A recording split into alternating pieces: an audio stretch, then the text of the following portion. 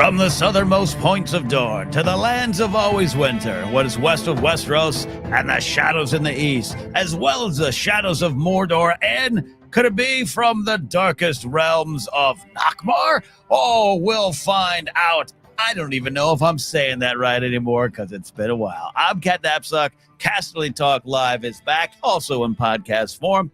We are so happy to hang out with all of you today. Titling our episode Rings, Dragons, and Willow, because that's right, it's official. We will be reviewing Willow. That "we" is a roster subject to change, but we've got one person for sure, and that is this man right now, bringing him in here, the one and only Alden Diaz. And look at this, Nikki Kumar's here as well. Nikki, what's up? What's up? What's up? Hey, friends, how are you? Hello. Roster subject to change. Depends on how much Ken feels like he's up for an adventure. We'll go knock on his castle door and ask him. I am I'm the General Kale of the team here. By the way, how awesome is it? We're going to dive into Willow a bit in the show, but how awesome is it when you look at General Kale, and then you had the isn't it the Trolls Turn to Dragons? That's a mixture of Siskel and Ebert. How great is it that George was like, F the critics, make them the villains? No, yeah, honestly, like it just that entire movie has a very like, I'm gonna do what I want type energy. It doesn't even.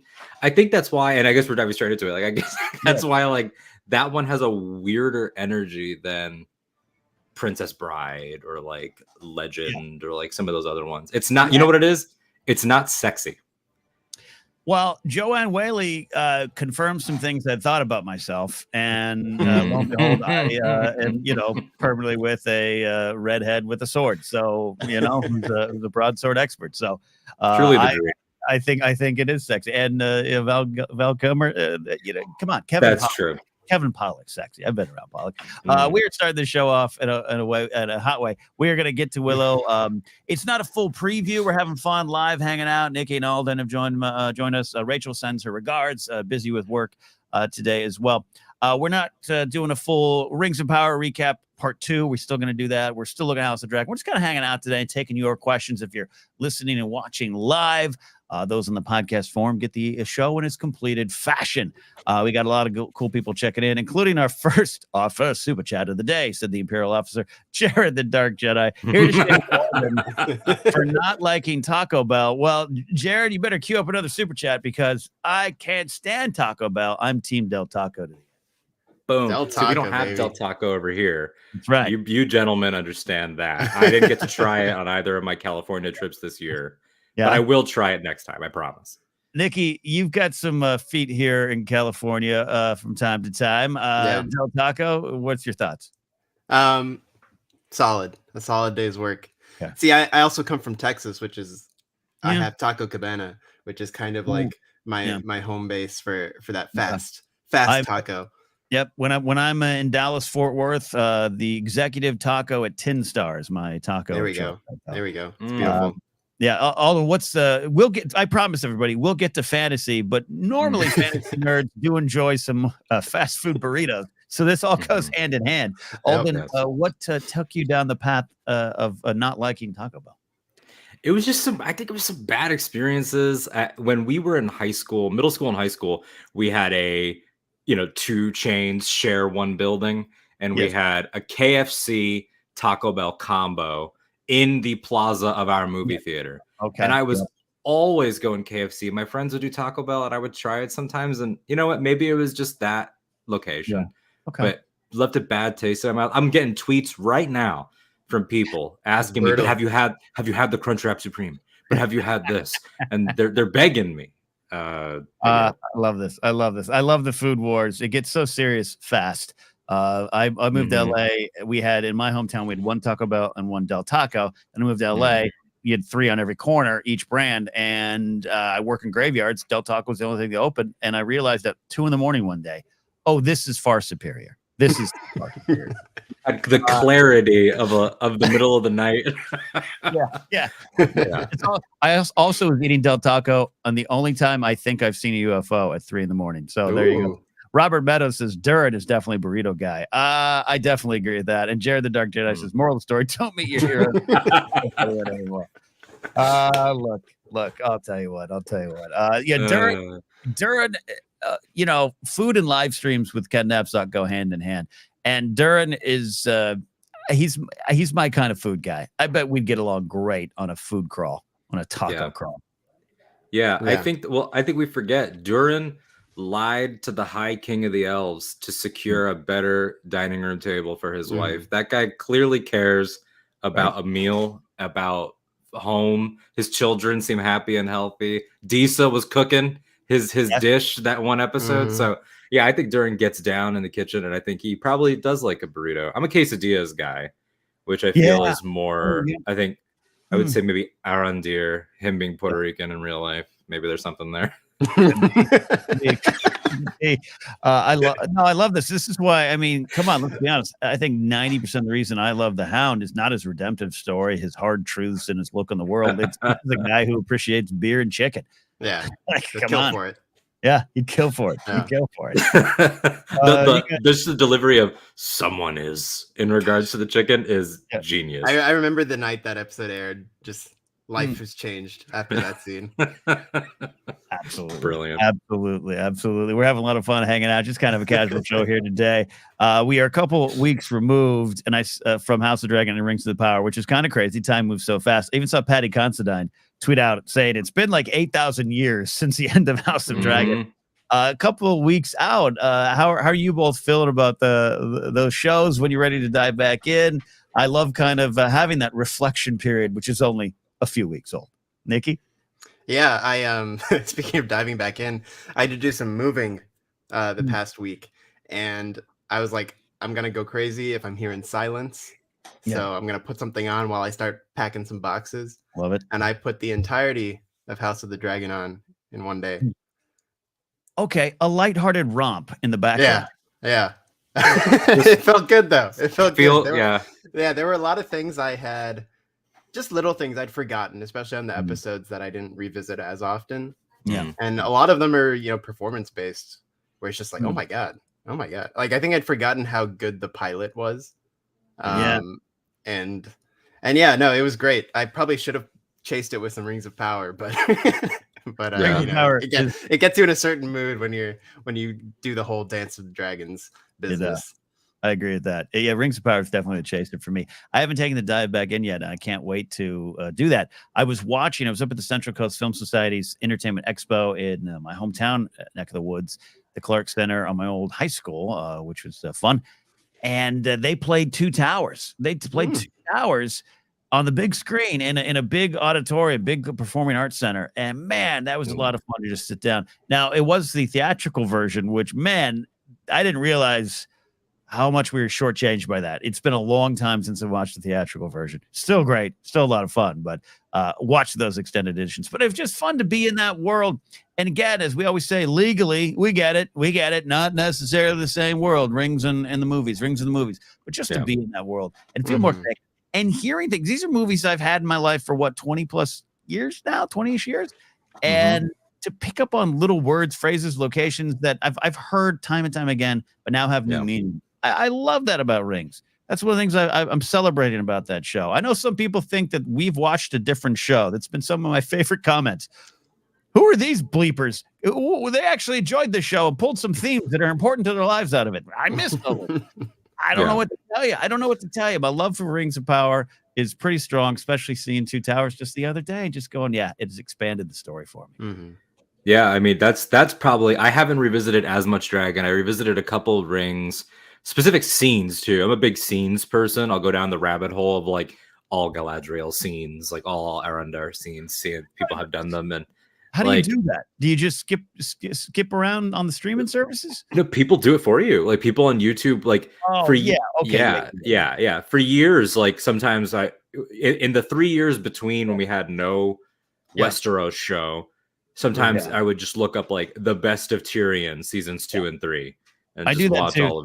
I had this vision of you, not just on the streaming services. I actually had this vision of you cracking open the DVD cases. All right, that one. Yeah. Next one. Like chapter skip and all that. Yeah. Oh, those were the days. That's another conversation, but Nikki and I had that conversation a couple nights ago, like how much I would be all over like a Mandalorian Blu-ray set, like Rings of Power season 1 on Blu-ray. I'd be all over it, but it's the world we live in. But that said, yeah, I mean, revisiting certain ring scenes just to appreciate things that while you're caught up in the moment, and especially because we know we're going to cover it, we're trying to think. It's not like it's bad, but it's like English class, like when you close read. When you close read a book, it's like you're okay, symbolism, I'm tracking a motif, whatever. But then just going back to things, like I sent Nikki a voice message the other night that's like, you ever think about how just amazing like Morvith Clark's pronunciations are, like the way she says daughter of the golden house of Finarfin. Like I just want to go back and listen to the show like a podcast. Because it was just so stunning and performed, and the way that you said, like with Two Towers, it's not the same continuity, not the same adaptation, but you go back to Fellowship, and when Elrond says like the blood of Numenor is all but spent, it's like I've seen that now. I know what he's talking about. It's like spiritually they're so in sync. Like it doesn't, like, it's not the same, but there's so many things that do feel very samey. Even just design choices, through the the concept art of the like legendary art of like was it John Howe and Alan Lee, and it's like the cues from all that make it feel connected, even if it's not a creative team, and it does feel like it's a companion, even though it's not the same. Look, it's all rights part of and whatever. part of this world, and I'm sure this series has pulled more people into the books, maybe for the first time ever. I think that's absolutely probably something that's going on out there, and I think that's all why it's a big positive there. Yeah, I'm not going to apologize for loving this show, but it's the reaction to it and the reaction to people who like us who enjoy the show. It's been an interesting journey. I don't know if you've dealt with that. Well, Alden, I know you're always at war with someone, right? So at least one person, it seems, crosses into my Taco Bell night manager. My domain. The Taco Bell stands really got upset at me today. But yeah, it is interesting to see sort of how narratives, especially like by online publications or whatever, like they just say things like, well, we all agree that Rings of Power was the weaker show of the season. And it's like, I don't know who said that. What consensus? What census of nerds did you do? We do not all agree on that. We do not all agree that Andor is better than Mandalorian. We do not all agree that Game of Thrones season 8 was garbage. Like that, we all like adopt groupthink and nerddom in a weird way, and I think Rings has been subjected to that for sure. Yeah, it's just kind of the sign of times, but I'm not here to get negative about it here. And by the way, if you don't like the show, if you don't like Rings of Power, that's the right answer for you. No one's here to take that away. We're just sharing what we pull from it there. Same with House of the Dragon. I was doing the perusing of the news sites today, Watchers on the Wall, winteriscoming.net. I always recommend you all check those websites out. We're not directly affiliated with them, but we're part of the Game of Thrones ecosystem, so to speak. And no headlines jumping out. I think there was kind of a confirmation that, in 2024 is House of Dragon season 2. And again, not bombed, blessed. Easy problems to have. A season of a show you want coming out a year or so later. Just it will be here sooner than we can. I think mentally, though, I think I put the show on the shelf for a little bit. Like, all right, I'll do a rewatch in a little bit, but I've got time. That's the only kind of news I was pulling over the week. I don't know if I missed anything. If you guys saw anything. Yeah, I don't think there's been stuff and nothing on the up and up. That you get occasional like there's sets in England for Rings, so like I know they're working and like that's cool. But Rachel was saying, I think either I can't remember if it was on air or off air, that there was a potential new dwarven character that's been cast, and so we know that things are ramping up on both ends. And I think Condal recently said that they're getting ready to go for like January or February or something like that. Which awesome. It's going to be a hard year. Again, hard in the most first world way possible. We're getting 4 seasons of Star Wars next year, plus things like Visions and everything. So we and our friend groups will be very busy. But it'll be interesting to go a long time without them. Rewatches are going to be loaded, though, I'm sure. We'll have to juggle all that behind the scenes information with all the watching of the new shows. Oh my god. Speaking of the behind the scenes, Nikki, you'd be very proud of me. I did sit down the other night, watch that first chapter of the making of the dragon, or what is it? The house the dragon's built, I think. Mm-hmm. Yes, I watched the first one, but unfortunately, HBO Max, there was something going on that night, and it kept skipping like it was DVD that had been left in my car for a decade. Yeah, so I have to watch again. But fascinating stuff. The detail on the armor is always impressive, but to actually kind of see Daemon Targaryen's armor up close from the first episode, that all the scenes there just spoke volumes of the thought that goes into designing of the show. One thing, light behind the scenes spoilers. One thing I love about that show or that documentary is how they really take the time to sort of give the mic to people who aren't as front and center in things.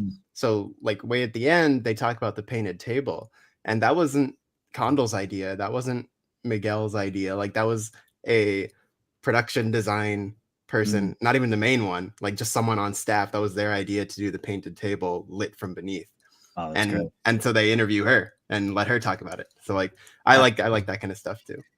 A big collaborative effort, which means sometimes too much credit goes to one or two people, and sometimes maybe too much blame goes to one person too. But not a lot of blame to pass around for this show. Excited, an ongoing discussion, something we're looking at going into season 2, House of the Dragon. But going back to the Condal's comments of acknowledging that, hey, season 1 was both smaller and intimate, bigger things coming, bigger fights, obviously, but also we acknowledge it maybe wasn't as funny at times, and we're going to get to that. Something we've discussed time and time again. It's still on my heart. And is one of the reasons I think I have to admit, I'm joking and teasing you, Nikki, but like House of Dragon doesn't seem like a show I'm going to put on the background yet, because there is no I'm going to kill someone for that chicken type of moment. Right. There's funny moments as we talked all through the season. Your guys' thoughts right now about how that will feel, and what you kind of expect for transitioning to that kind of content. I'm sure it's a small part of it in season 2.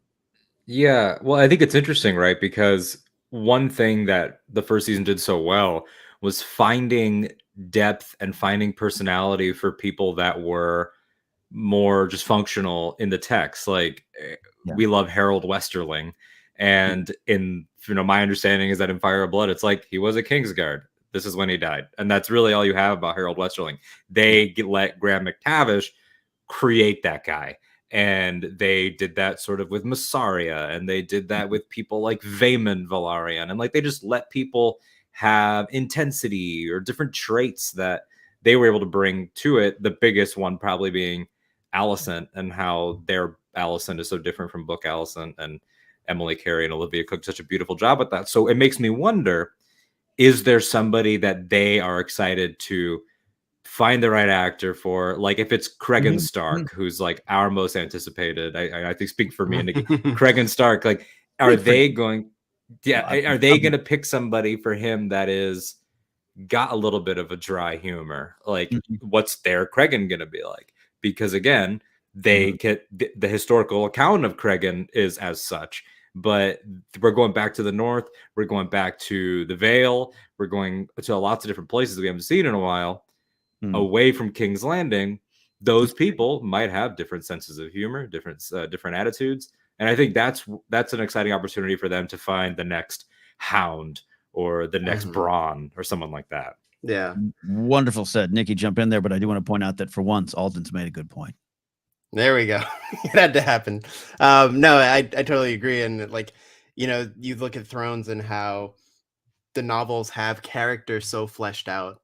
Tyrion is the voice of George, right? Like there's so many elements already within the pages that the characters are already funny. That the show knows where to pull. They can also expand and stuff like that. But with House of the Dragon, it is the case of there's so many just names on sheets, and it's up to them, both as writers and collaborating with the actors, like as Alden was saying, like to find who is funny. Like it could be Alan of Hull, like for all we know, right?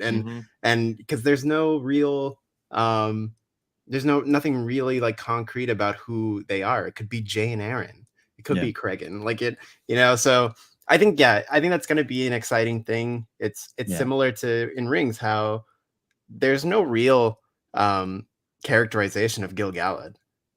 He's just the high king, the noble king who leads the charge. And so Rings of Power found a way to make him this, slightly antagonistic, presence, and someone who has this like this sort of I don't want to say untrustworthy, but just sort of like he's the company guy, right? Like, he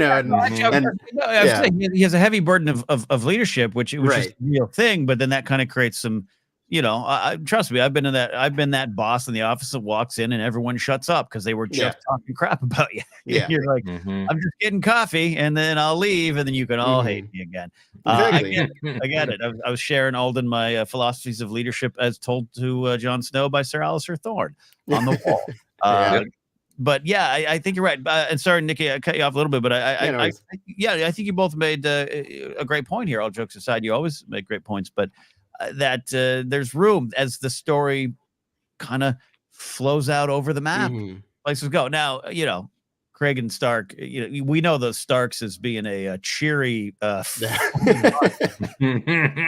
always. But that's the thing is that like it would be a great, it's dangerous out there in the nerd waters to say the phrase subvert expectations. I know that's a very dangerous thing to say, especially since 2017. Yeah. But if Cregan, being, as we know, closer to the Sun's age than he is to Rhaenyra's, closer to Jace, it's like maybe he does have a little bit of like a warrior swagger or something that we can attach onto him. Or like you said, there's going to be all of these, the dragon seeds, is that what that group is called? That's a ton of actors, a ton of personalities that we've yet to establish. There are people that have only had like a little bit of screen time that are going to get more, like Stefan Darkland, that is just there, just being intimidated by Caraxes for one scene. So it's like people that are going to have an opportunity to flesh out and find again those pairings. And then there are things that happen along the way that people couldn't have predicted. I brought up Bronn, like Jerome Flynn, like he just sort of catches fire and you realize, oh, we know how to write for that person now. And then a lot of discovery ahead. Yeah. Well, no, we've made it when there's a funny dragon. I was going to say, maybe we get a wry, sarcastic dragon that's like Moon Dancer, just cracking jokes all the time. It should be Sheep Stealer, just because their name sounds like a joke. Yeah. Great stuff. Now, any more insights, Nikki?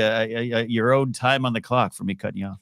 No, yeah, I think that's sort of the exciting thing in terms of the blank slate and knowing they can find that, because the humor in House of the Dragon, I'd say, is very like character and like irony based, right? It's less comedy. So if they find comedy in whoever, I think that could really add a new flavor that'll be a lot of fun.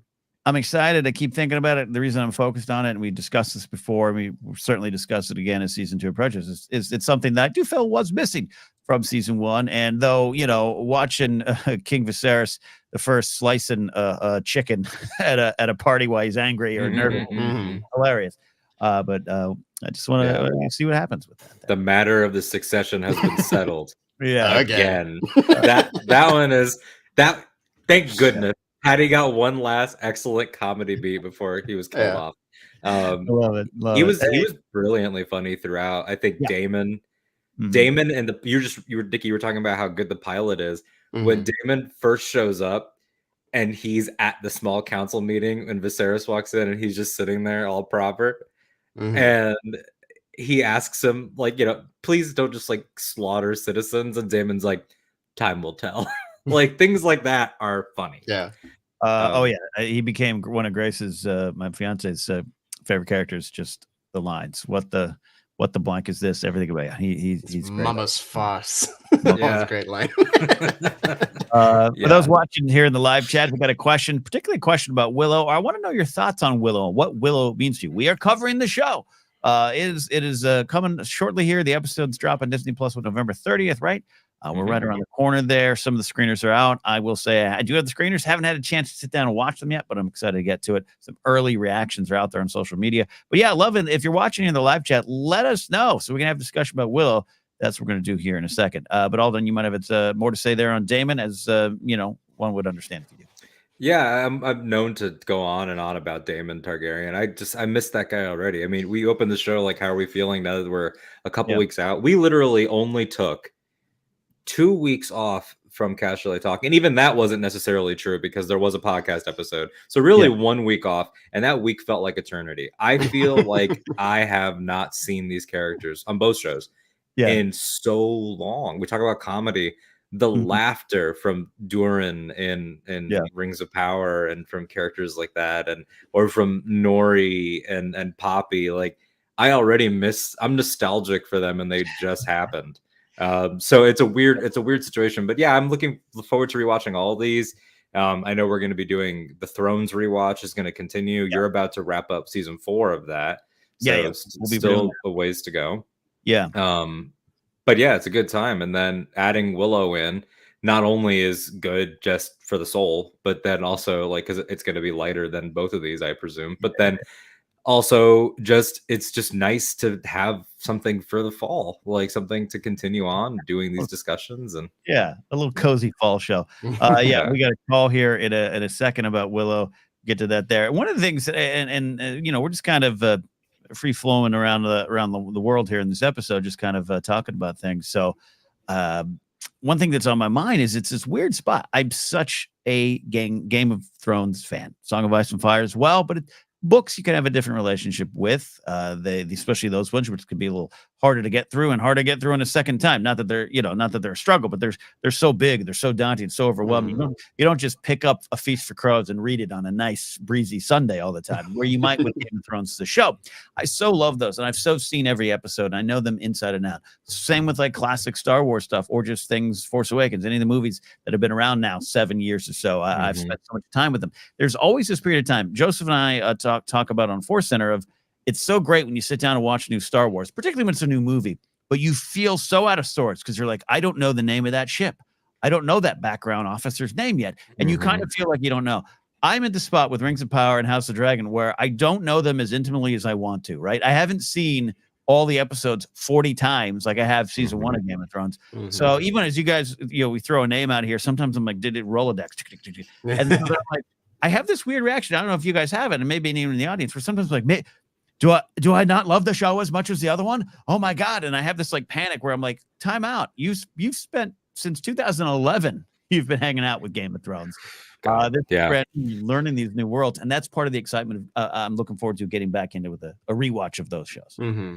Yeah, I mean, it's sort of like we came up in the, Nikki's a couple of years older than me, but like still that same, like, we wanted the visual dictionaries and we character encyclopedias and everything for Star Wars. And we've applied that to sort of everything in our lives. And I've had those moments too of not necessarily feeling like, do I love it as much? But what you're talking about is similar to Star Wars, where you're like, oh, I'm not an expert level on this yet. Like I still win a trivia match. Yeah, exactly. Like I had that with the small council. I think a couple times I asked you, Nikki, like, who's the guy that sits next to Beesbury in the new Maester? What is is he Master of Laws or War? And there's things like that where Game of Thrones, I know everyone's job in the small council backwards, forwards from the beginning to the end. But here it's like that guy that Alicent threatens to send to the wall. I'm like, who's that guy? Or Coswell, who's stuck up for Rhaenyra and like he gets killed. So whereas in Game of Thrones, it's like you forget how immersed you were and all of that we remember everybody all the way down to Richard E. Grant's 1 episode character in season 5. Like it's but we will get there though, especially with the year that we're about to have with no new episodes. Yeah. It's just a matter of updating the hard drive, right? It'll catch up. It'll get there. I think there is something also nice about just being able to remember, or like relieve the pressure of that from yourself too, right? Where it's like I have a great time watching that, and then I'm gonna have a great time revisiting it. I don't need to be the expert yet. I think that's always a great thing. I think there's episodes of Star Wars that I love the Bad Batch, love it unconditionally. They're episodes I've only seen once, and so then I'm like, oh, I can go revisit that. It's gonna feel good. So it's a bounty indeed. But this also speaks, especially growing up with this stuff for my whole life, where it speaks a little bit of the old kind of way, if you will, the old trivia gods and the new, where if you feel you didn't know it, or you're at a bar and someone asks you a question, hey, who's that guy? You don't know the answer, then you don't know Star Wars, you don't know Game of Thrones. And I never want that to get in anyone's way of enjoying these things. I had a lot, remember a lot of that in like going into season 2 or 3 of Game of Thrones, of like people like, I tried to watch, I just couldn't remember all the names. And yeah, you'll get there. You don't need to. And nothing's designed to that. But we just kind of, like I always say, we gatekeep ourselves. And I can't wait to let myself in to those worlds again. We hold ourselves to a higher standard. We really do. I've joked about my mom before in regards to Game of Thrones, but I'm serious. That woman doesn't know anyone's name except Jon Snow. I'm convinced. She still calls Tyrion the little man, and she still she calls Daenerys. She calls her things like just descriptions. She'll be like, our girl with the white hair. That's our girl. To my mom, but she watched all 8 seasons and loved it because she did not grow up a nerd and therefore doesn't hold herself to any arbitrary standard of nerddom. My mom, and same with other shows. She watches Breaking Bad. She knows Walt's name and maybe Saul Goodman, and that's about it. And whereas in our spaces, like the other night, I was like, is Luthen Rael's ship called the Fondor, or is it just a Fondor class? I need to check that out. Normal people don't have that thought. And expect themselves to I can't remember what we were talking about. This was a few nights ago also. It might have been that. And I was like, is this the dumbest conversation we've ever had? But it's a real one. When you check out and you realize what is being discussed at that exact moment, it was something related to Andor. I think it was are we now in 4 BBY? And we're like, it was the show begins in 5 BBY, but Gilroy said we're doing 1 year per arc. So did we end in 4, or are we going to time jump to 4? It's just my God. Once you check out. Yeah, and there are questions I want the answers to, but sometimes, you have to check out a little bit. You do, and that's why it's good to have people like you were talking about your fiance Grace, and she's a big nerd, but she's also has some grip on reality. It's good to watch it with someone that can say that. Would pull out her, Aragorn's sword sits in our living room. She would pull that out and put that to your neck for calling her a nerd, but she does have the sword to also prove it. So it's a weird pair. It's like, Grace, you are holding it. You own it. You paid for it. That's like sometimes I want to yell at Tony Gilroy. You actually like Star Wars, dude. Stop telling people you don't. Tony Gilroy is the man that said, I didn't want people to have reverence for it, but then also corrected people about the Rebels timeline on a podcast. So I think he's coming to grips with it too. I think he is too. What a fascinating man. Yeah, he's fascinated. He's I got some thoughts. He's gonna wear a Star Wars shirt soon enough. Speaking of growing up nerd, it was about 1988 that I was 12 years old. I was getting into baseball, collected baseball cards, had the dream of being a Major League Baseball player, which was me taking a bat to my nerddom at the time. So I put some nerd stuff behind me. But this movie comes out. 2 movies came out. 187, The Princess Bride. Saw that because it had Andre the Giant in it. I like pro wrestling. That was a lot of fun. And then a year later, Willow comes out. Now, I think Princess Bride is a little bit more my favorite, but I loved Willow, and it was George. I didn't understand that Ron Howard was the same guy that was also in Happy Days. Couldn't comprehend that. But also Wicket. Warwick Davis is in it. So I've always had a special place in my heart for Willow. But I'm at this weird spot with it where I was starting to, move to other things. This was an era where you were told to put away the toys. And go on. But your generations, both of you, a couple years apart, there's a connection with Willow that's pretty powerful. We are getting ready for the show. And before we get your thoughts, I got to share this call from our good friend. We're going to go to our Game of Thrones graphic. We're going to send the Ravens in with our good friend, our longtime listener, Eric Monroe, who has been dying to get the confirmation from us that we are covering Willow. We got it. And I said on the show, if it does happen, Eric is about 5% responsible, Alden 95%. Eric, take a bow. We're talking Willow, and here's what Eric had to say about Willow. Hey, Ken, Alden and Casterly Talk. So, Ken, first off, I'm so proud to be 5% of the reason that you're covering Willow, because like I've said, it is the film from my childhood. I truly adore, and that got me into the fantasy genre. So when I first watched it, I was like 5 or 6 years old, and it just pulled me in. The character of Willow, I think what Willow represents, the underdog. I absolutely love that. I think in a lot of ways, all of us are Willow, because there's always something in life that you're an underdog with, and you overcome it the way Willow does in the film. And my hope is that the television series will bring people to the film. People who have never watched Willow, I hope, will give it a chance after seeing this TV series. So I can't wait. November 30th. There we go. Great call. Love that. Eric saying some great things there, including, hey, come on in. You might not have seen this movie that started my journey with fantasy and genre films, but come on in. Let's enjoy all of it, and join me in this party. Great stuff there. I think Eric he's right at that right age. Again, I want people. I've enjoyed the film. Have historically said I've liked the film. Recently rewatched it and realized that's where Ron Howard got the idea, or his team got the idea for the start of Solo and that kind of crawl. It's the same as Willow. Pretty fascinating. So I love it. And again, George and Industrial Light and Magic pushing the boundaries on technology. Lots of love. But I want to pitch to you guys as we start to get ready to talk about this series. It's coming on Disney Plus.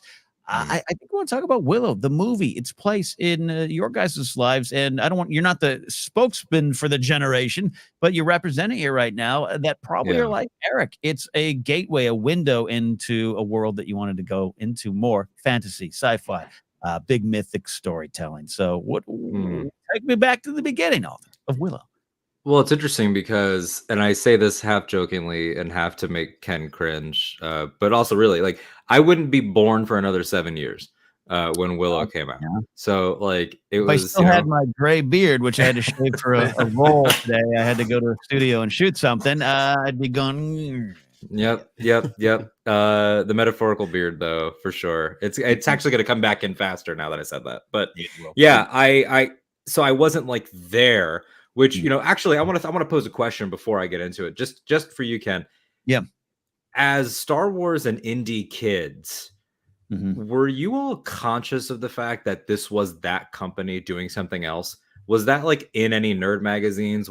Did they make it explicit, like, hey, this is our next thing, Lucasfilm? Like, was that out there? Yeah, I think, yes, it was. And I'm sure that someone could pull up the trailers where it probably said, from the man that brought you Splash, which I was a fan of, and the creative mind. I'm sure that was out there. Did that register on a level it does now, where I'm sure even now there's 5-year-olds to this day going, well, Lucasfilm was sold to Disney in 2012. We have a different engagement level, of course, with the news of behind the films. But yeah, we were aware, and it was part of the reason I wanted to see it, right? Right. It's George. And look, parts of that film, even though it's groundbreaking, don't hold up for me as much as other projects, even in that time do, or even Star Wars does. But also, you need this film to get to even things like Jurassic Park and beyond. Like, you need this film in that timeline. Go watch Larry Kasdan's doc if you want to get more on that one. So in a weird way, it was like George, which also kind of contributed to like a little bit of not a letdown, but mine, like, well, I didn't feel exactly like Star Wars for me. But again, I was a snot-nosed 12-year-old. So we were aware. Whether it was positioned as the next big thing, I definitely didn't take it that way. Probably was not discussed in that way, if that makes sense. Sure. Yeah. And I ask that because sort of what you indicated of how things have changed. When I was growing up, and Nikki, I don't want to speak for you, so you'll jump into and tell me, because there's 4 years between me and Nikki, which isn't a lot, but it's enough that we weren't in high school at the same time, right? Yeah. I was in middle school, you were in high school. I was in high school, you were in college. So it's like, I think it always surprises us when we hit one of those, like, oh, you didn't have that more than me. Yeah. I think Pirates is our biggest one. Yeah. Pirates of the Caribbean is absolutely one of them. Yeah. But the idea growing up of finding out, oh, they did a third thing. And then you find out also about Howard the Duck and Radioland Murders and, like, obviously American Graffiti, THX, but that they did a third, like, adventure thing that wasn't Star Wars or indie. That always intrigued me as a kid, even before I saw Willow. I was like, the Ewok kid that grew up and was in Phantom Menace, like, he played a wizard in another movie. And so before I saw Willow, I had an appreciation for it because it was the other George thing. And I didn't, and he and George was, I think, for a lot of us, George or Tim Burton, really, the person that was like, I don't direct everything I do, but they're my things. Yes. And that was a thing that we didn't really have. Now it's everywhere. That's Kevin Feige, right? Like, that's Kevin Feige changed what a producer is for that in that vein. But the idea, like George would pump out ideas and give them to his friends, and one of them was indie and one of them was this thing. And so by the time I saw it, I didn't think it was as quote good as Princess Bride, or I think I was more like something like Ridley Scott's Legend with Tom Cruise. Like I think was also something I liked a little bit more. But the thing that I love about Willow is something that Eric touched on there. It's that he's not like Wesley. He's not like Indy. He's not like even Tom Cruise in Legend. I think his character's name is Jack, if I remember. He's not swashbuckling or cool or hot or any of those things. He's a child. He's magical. He's this little like Hobbit-esque, like he's just this thing. And his last name is Ufgood. Like it's telling you he's of the good. Like it's just so blatant. The movie is so cheesy, but it's aware that it is, which I think is gonna be a thing. Before I toss it over to you, Nikki, like I'm bracing myself in the same way that like people have been sort of coming at other Star Wars because of Andor. Like I don't want Willow to get this is corny, because then I'm gonna have to be the guy that's like, do you know what they're making a sequel to? Like it's almost like I don't want it. It does not need Jeffrey Bezos landscapes shots and things. Like the clip that they released a 1-minute scene where they go to find him, and it's got such a cheesy little sense of humor of Willow joking like, I read your mind. No, I didn't. Like it's like that's Warwick. That's Warwick. Like he's always been an ambassador for us, and so I think part of it is to see him get his nostalgia play. Like Harrison gets to play everyone that he played. He's played Han, Indy, and Deckard again. So it's like, I think part of it is that for me, but I've always appreciated the film. Val Kilmer is someone I've always really loved. So there was that element, but yeah, I like what I call affectionately schlocky mid to late 80s, early 90s fantasy. And so that's always been a thing for me. Yeah. And I'm bringing up the fact that, if you're of a certain age, 12 or 13, it's going to hit differently. And you're going to be, no matter what generation, you start to be distracted by a lot of different things. So your relationship with it will be different. And I love this I love hearing your take on it, because so many people are excited for this. I'm excited too, but I'm really excited. Big fan of Warwick Davis, seeing Aaron Kellerman in this. I'm going to be excited for that. And Warwick's daughter and Tony Revololi. But before Nikki, you jump in, I just wanted to throw in one more note. I also think for all of us that were at Celebration, that first Willow trailer was a surprise hit. Yeah, that was a surprise hit, because they threw that into the studio showcase. Everyone was kind of like, oh, it's Willow time. John Kasdan comes out. He's an interesting cat. He's I think John Kasdan, he's a public speaking is not his favorite thing to do. You know what?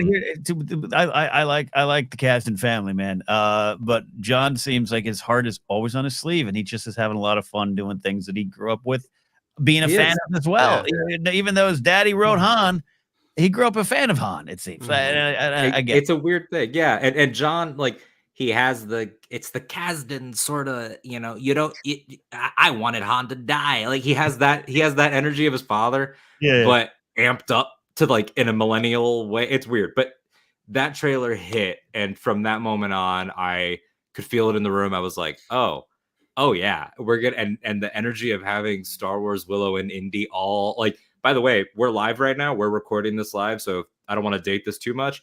We are less than 24 hours away from the Indy 5 storm starting. Empire Magazine, Indy 5. So Lucasfilm's cooking. Like, it's cooking. So it just feels good. Yeah, good stuff. So Nikki, you 4 years age different. You're looking at it a little different. I want to know your relationship to that name Lucasfilm, the name George Lucas, this film, but also how you took this film in and how it hit you and how it hits you now. Well, here's the interesting thing. I am part of that little group that Eric mentions. I have not seen Willow. Whoa. Yep. So, oh my God. Boo this man. No. Hey, I thought I was welcome. Okay. Send out the moon door real quick. Well, if you subscribe for just $10.99. Oh yeah, let's get that kid in, Willow. Let's bring him back. but no, I think I'm that person who I love it. excited for this show. I'm like Alden said, I was watching the trailer at Celebration. It's like, oh, that feels cool. And like I was always down with the announcement. I knew it was going to be this sort of this gateway experience. And I something I've had before, because I didn't watch The Dark Crystal, but I watched Age of Resistance on Netflix, and I was like, oh my god, this is incredible. And then I went back and watched Dark Crystal, and got an appreciation for that. Interesting. So is that your plan? You're going to check out the series first, or do you want to do a movie watch? Maybe I might stick a watch in, because I feel like I should pay some attention to Willow before a certain day comes. I mean, I haven't seen the show yet. I haven't got those screws. I would imagine so. Yeah. You mentioned the Dark Crystal me up as a kid. I watched that one. I always forget that you have that, and it cracks me up. That lady takes the eyeball. Oh no, I've never seen it to this day. And that show comes out. I was like, nope, we're not doing this. We're not. I'm in my 40s and I'm still scared. What gets me, Ken, is that like you're so right. The range. I just love that the range of Henson is like you could show it to a 3-year-old and it will scar you for life. Like that guy, we could do anything. I am a Paul Rubens, Pee Wee Herman fan. Pee Wee Herman influenced a lot of I went to the Groundlings in part because of Paul Rubens. I still look away when Large Marge comes on. I still have that like, yes. That scene effed me up too, man. And I didn't come up on Pee Wee. I will tell that this is my Ken will kick me out. I've only ever seen that movie. I've never seen any other Pee Wee material. That's fine. I mean, the show was weird, wonderful genius on a Saturday morning. It was something special. But I know there's a recent one, right? Like on Netflix. Yeah, a couple years ago. And I'll tell you, I didn't watch it. I was afraid to. Not you were afraid to, but just kind of like see that. Well, that's a conversation I think that we could open up with Willow. Even though Nikki, I know you haven't seen it, and we'll talk off air. Maybe we'll do a Casterly Talk. Nikki watched it for the first time discussion. Maybe we'll do that. I think we should. Yeah, we'll fit that in at some point before Thanksgiving or something. Yeah. But is that because Willow is now falling into the where we're revisiting something again, which is always a conversation. And you saying like I didn't expect Pee Wee to be such a big point here, but I kind of love it. Like I didn't watch the Pee Wee thing because I was afraid to. Do you think that sometimes there is a fear? Like I know I don't have this with Willow, but like we were on the precipice of like Indy 5 being, in our face and trailers and magazine covers and all that. Like, is there a little bit of like do you guys hold your breath before something that you love is touched again? I guess we all do with Star Wars. I probably did more so before Star Wars, but then for me, those have all generally worked within a 95% range, right? And so I don't feel as though anything from my childhood was ruined. And I'd never be one of those guys. But I think I already also went through it with the prequels, right? Which where I am such a positive fan of those and think the prequels are absolutely genius, warts and all. But back then it was a challenge in '99, and that was the first time. So the Pee Wee thing's slightly different. It's a sense of I don't know. I brought up my pal Jeff May. Follow Jeff as long as Twitter still exists at Jeffro. Just look up Jeff May. He tweeted this the other day, and it was hilarious. He goes, "Me, after experiencing the ravages of decades of adult problems wearing me down, whittling the joy and wonder of my life from my existence until I've become nothing but a harsh reminder of the whimsical child I once was." Quote, "Hey, this cartoon isn't how I remember it." So all credit to my pal Jeff there, great comic. That's sometimes that was kind of more the Pee Wee thing. I was kid, preteen, Pee Wee, beyond just the show. Was like once I learned what Paul Rubens was doing and learned that he had this whole career as a sketch comic and had shows at the Roxy, which I didn't even know what that was. Like, but he did live shows. That blew my mind creatively. And so that was a lot of it. And so I was afraid to go back. But with Joe Manganiello's in it, I think, with him and everything. So I think one day I'm going to fire it up and see. And I don't remember it getting bad reviews. But it's a fair question because Willow could fall into that. It clearly was a key thing in John Kasdan's life, just as a kid, not as a Kasdan, but as a kid. And for him getting the chance to be part of this, and with Ron Howard executive producing, Lucas not involved, of course, it makes a lot of sense. It makes a lot of sense. There's always going to be a danger, though. What can you learn from, and how can you change and adapt the story? But what can you take? What matters from it? That's the big. And it's the preciousness conversation. Like, we don't need to unpack all of the Alden and Ken text conversations where I send essays while Ken is driving and stuff. But like the entire idea of like preciousness has been on my mind. Of people say X studios being too precious about this, and it's usually Lucasfilm about Star Wars. Let's be honest. But why is that bad? Like, I have never understood why that's bad. You know who's precious about things? And I rattled off a bunch of names to Ken. Dave Filoni, Doug Chiang, John Knoll. They're precious about things. And those three guys all have executive creative director. They're the only ones that have that title for a reason. It's preciousness. It was John Kasdan that went to Kathy and said, "You guys aren't doing anything with Willow. Like, come on, let's figure this out." Like, to me, that's not like, I think cynically people could look at that, and they probably will. We'll see the usual websites doing this, I'm sure. But it'll be like it's just him unpacking his nostalgia on screen. And it's like, yeah, why not though? Like, why is that bad? His brother did it with Jumanji, Jake Kasdan, you know, like, why not do it? I mean, and especially because Warwick is an older man now, which is a weird thing to say. He's gray, and like, he's been around our whole lives. We're Harry Potter kids too. So it's like, he's in that. Right. So it's like, we had Warwick. We had Warwick, and like, that was a moment for me as a child too. Like, oh, Professor Flitwick and the Ewok are the same guy. Like, that was a big thing too. But it's like, that's why, you know, to loop it all the way into Casterly Talk's core of Westeros, that's why I'm so excited that Kit Harington pitched the Jon Snow show to George. Because it's like, he didn't wait until he was gray in the hair and the beard to do it. He's like, I miss my character. I want to do it now.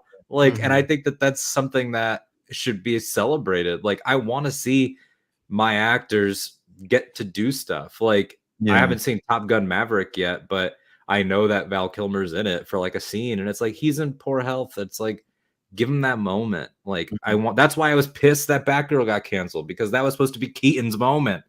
I'm excited for all this stuff happening, you know, for these people. I think people have forgotten like the degree to which making this stuff is an emotional journey for the people who make it.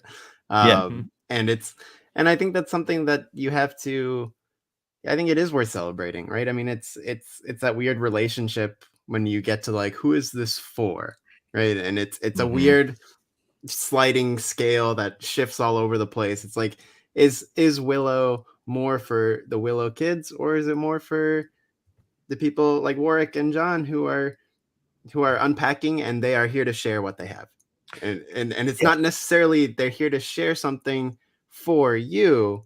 It's, this is ours, we want you to like it too, kind of thing. And it's a weird sort of scale.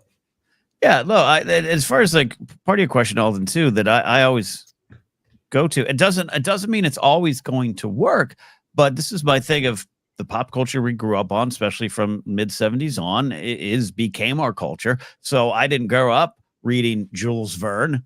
I grew up watching Back to the Future 3. You know, that was, so I'm influenced by that. And then Star Wars has influenced the way I look at life, the way I act through life. It's continued to change me. So it's the fact that some of it is viewed as less than, and that we should just leave it there in the past, not explore this world. Willow has a world to it. So why not explore? Why not see where the story keeps going? By the way, there was a series of novels that take place 15 years after this that Lucas had kind of put the story out there, and an author had come in and delivered them. There were Laura Dan in the future. I don't know if that factors into the show or not. I haven't looked that part up, but like, I remember seeing that on a bookshelf in college and going, yeah, that makes sense. I'd love to know more, because they better figure out if they're Willow Legends or Willow Canon right now, because I'm going to be pissed if those novels are not. Time's running out. And again, it doesn't always work. I grew up a pretty big Transformers fan, a giant G.I. Joe fan. I don't know. For me, they got it right in all of them. I think the first Transformers film has some value. After that, I kind of peeled off. And by the way, I didn't get in my car and rant about it on YouTube. I might have ranted maybe on the Schmoes, because that was our brand a little bit back in the day, and then we all kind of grew out of that. I think I'd rather see people grow out of that, of not realizing it is from the past, and either it stays there, like Jeff May's wonderful tweet, or it grows and changes with you and affects new generations behind you. I'd rather be that kind of person than someone who yells and screams, they messed up that thing I loved when I was 12. Not because they all ruin the childhood things, but because you're still lost in this, not and in a way, it's like those people are the ones I would argue are being precious. The preciousness has a dark side, right? And it's like, yes. Why don't you like I brought this up before just because he's a big character, like Batman. I really don't like the Zack Snyder Batman take. I'm sorry. For anyone watching. But if somebody watched that and was a kid and then went and found other Batman, that's good. And that's a good thing. And so if this Willow thing can do that for the original movie or just 80s fantasy in general, that's a good thing. I remember one of my favorite days of my entire professional career. We had Cary Elwes in studio because he was in Stranger Things. So he was promoting that for Netflix.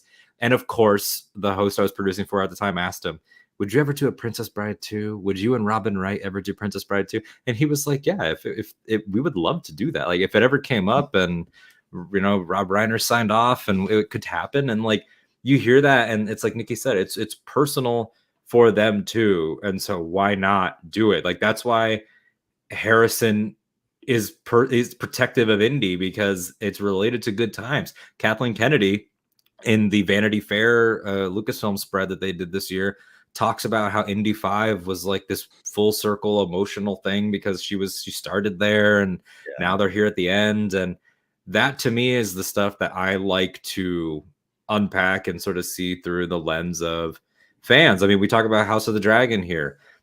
Ryan Condal's company is called Bastard Sword. I researched it a little bit. He's had that company since 2007 or 2008. That guy called his shot before there was a first show. He has his life has been, his career has been building to the chance to do something like House of the Dragon. And I think maybe I'm emotional or sentimental or saturn or whatever you want to say, but I think that that's cool. And I'm in a place now where I think like stories mean more to me now. Like I was crying my eyes out watching an Andor screener. Y'all all know what I mean when the finale comes out. But like it's just like I don't know. I'm okay with something being a little bit cheesy. Joseph Scrimshaw, your co-host on Force Center and Obsessed podcast host, when we were talking about Thor: Love and Thunder the other day, he said sometimes projects are like a table and they have a wobbly leg, but that gives them a charm because it's still your table, like where you hung out with your friends. And like, yeah, you might have to put like a magazine or something underneath it to get it to even out a little bit, but that doesn't mean that it's a horrible piece of garbage table that needs to be thrown out. And the internet has made that binary. And and we all should take a table like Karen. Nikki, you're smarter than I want to hear more. No, I think to lose the ability to connect with the good in every sort of project is a sad thing to lose.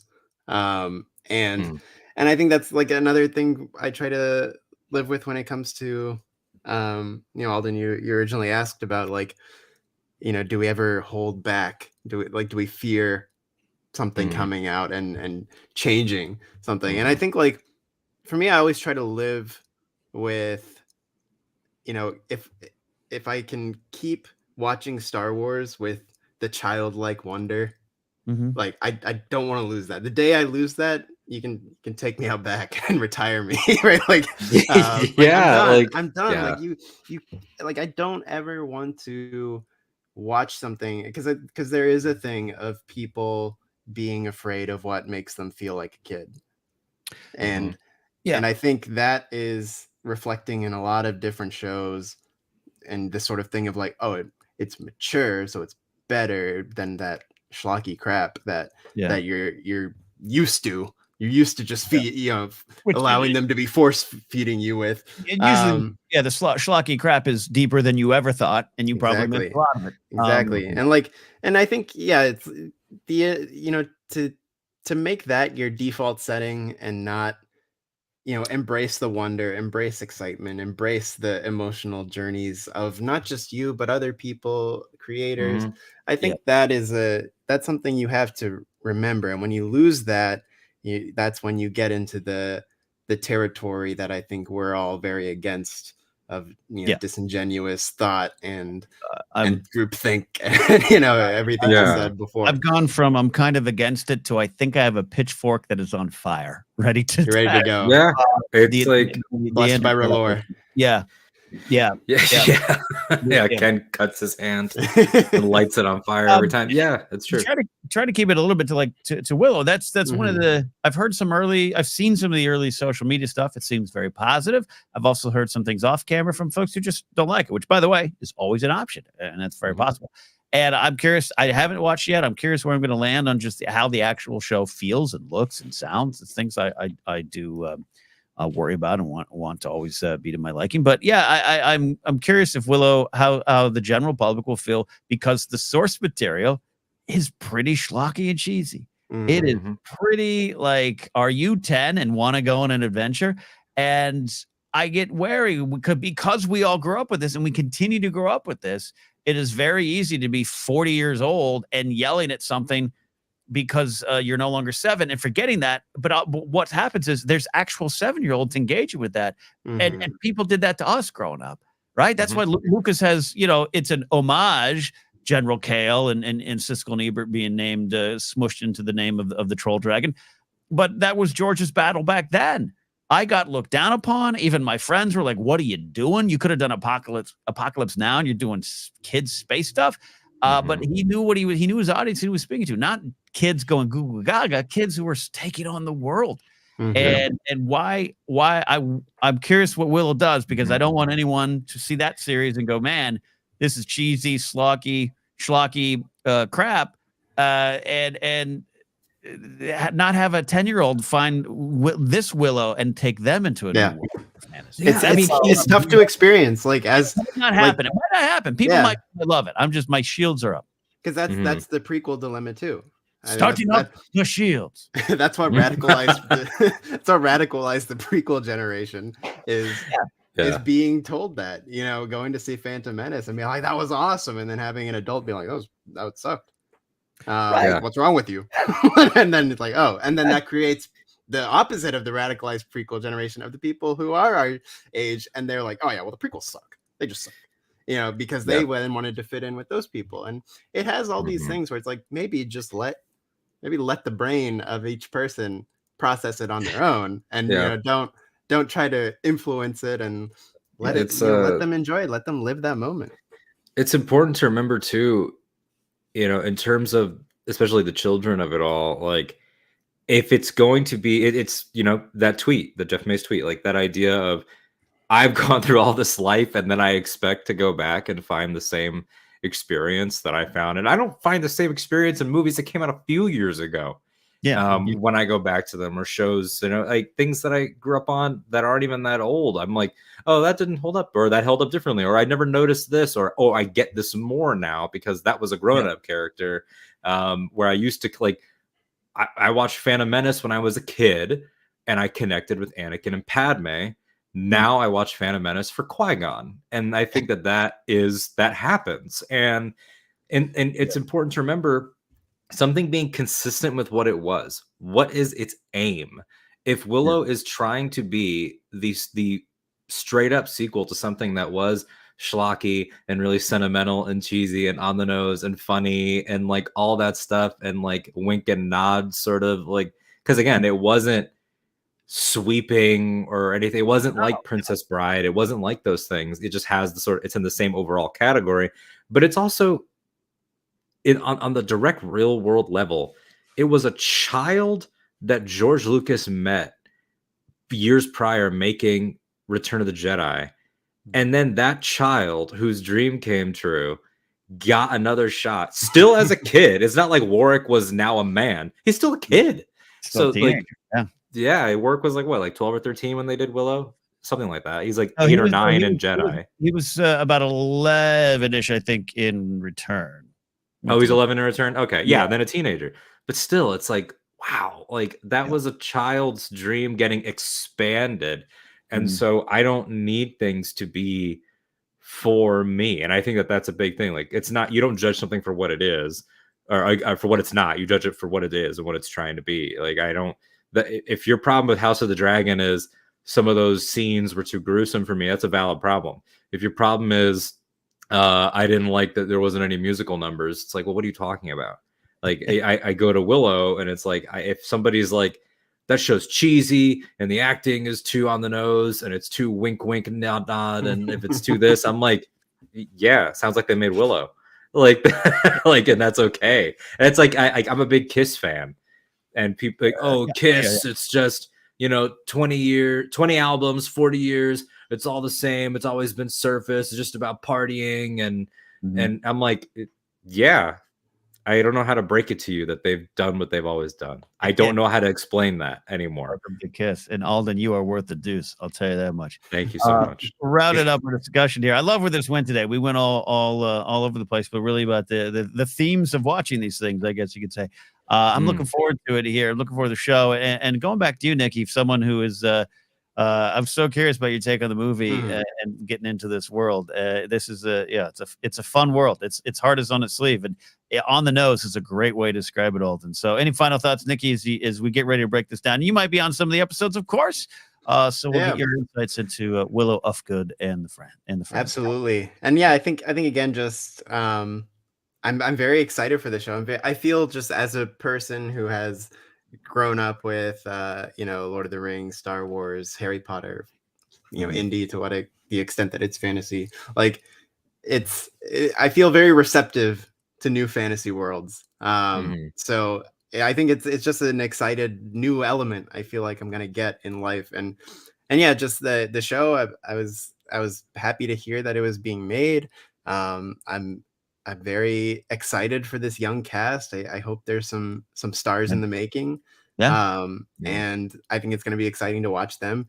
So yeah, I think as far as Willow goes, it's going to be sort of an exciting sort of pop culture chapter for me, and in a way that I felt like the Netflix Dark Crystal was too, where it's like I got to get through a new doorway and feel something fresh and exciting and fun. I think that's one of the keys to the things that don't go as serious as House of the Dragon. It's like yeah, let's just have a good time.